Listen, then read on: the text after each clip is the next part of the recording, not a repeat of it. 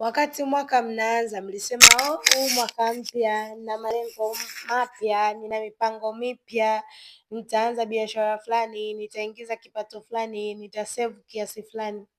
Haya ndugu zangu, mmefikia wapi mpaka sasa hivi? Maana kila mwaka mna mipango mipya na mwaka unaisha, hiyo mipango mipya haijaisha. Mmefikia wapi mpaka sasa hivi? Ile biashara uliyosema utafungua mpaka sasa hivi umefikia wapi? Saving uliosema nitasave kiasi fulani cha pesa ninunue 1 2 3 umefikia wapi? Hela uliosema hii hela nitaipeleka sehemu fulani, nitainvest sehemu fulani, what happened? Umefikia wapi? Umeinvest